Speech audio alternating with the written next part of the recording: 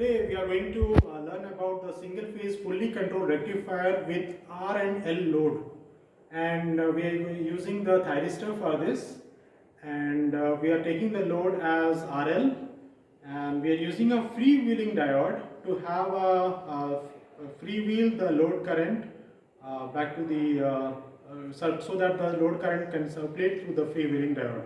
Let us come close to this picture. So we are giving a supply through it.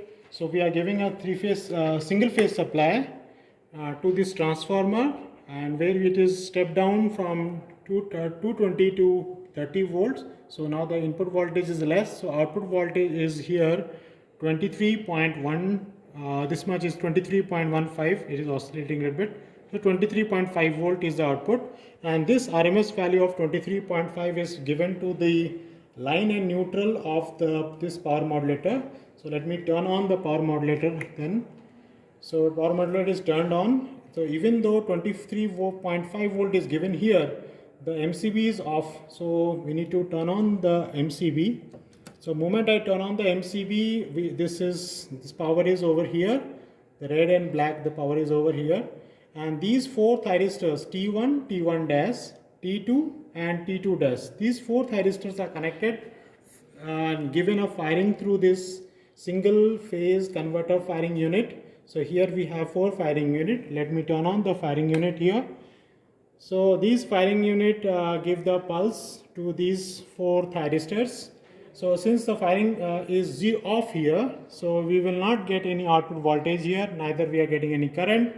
Now let us come to the load. So as there is two loads are there, that is R and L in series. This is the R load. We are connected it to the variable point, other to the fixed point, so that this resistance can be varied. Right now it is around 90 ohms, and here the inductance, it has got internal resistance of like 30 ohms, and inductance we cannot measure right now. We have to calculate. And this is CRO. CRO output, CRO is connected with this card at the output voltage. So the output voltage is reflected at the CRO. So since the firing angle is 180 degree, obviously we will not get any output voltage. So let me turn on the firing angle here. So once I turn on the firing angle, let me have to decrease it from 180 degree again to come back to 0.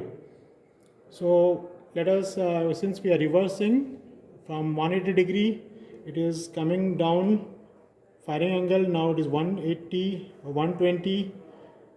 Let us make it a 0 degree first, and from that we can start. Now it is 85.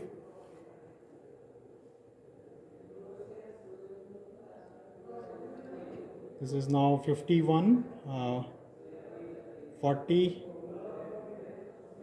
30, and now it is 0 degrees, 3 and 0. So if alpha is 0 degree, it is like a full wave rectifier.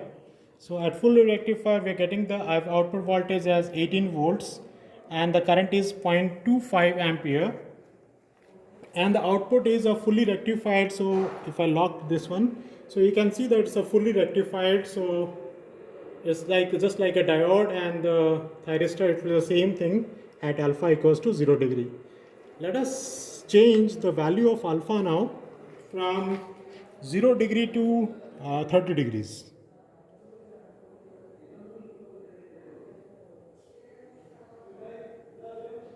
So when I change the alpha to 30 degree, the output voltage is obviously decreased, but not so much. It is from 18, it is 17, and the current is only 0.21 ampere.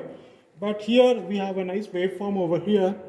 The waveform, we can see clearly that there is no negative voltage, which was earlier there in the full wave full control rectifier without freewheeling diode. But since freewheeling diode is there, we are starting at 0 to 30 degree it is clamped, at 30 degree it is on, and at 180 degrees again 0. After 180 degree, it is again from 180 to 210, it is again clamped, then it is again moving like this.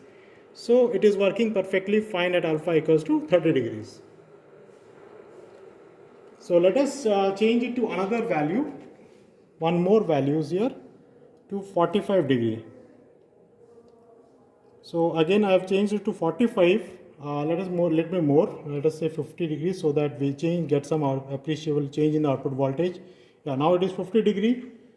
But still we find it is 16 volt output and the current is 0.17 ampere, and here we are getting a rectified output voltage waveform, and here 50 degree is what it is clamped and it is starting getting the output voltage. The point to be noted is that we are not getting a negative voltage since the freewheeling diode, this DM is a freewheeling diode that is connected in parallel with the load, and these two are short circuited, so obviously we will not get any negative voltage in the output.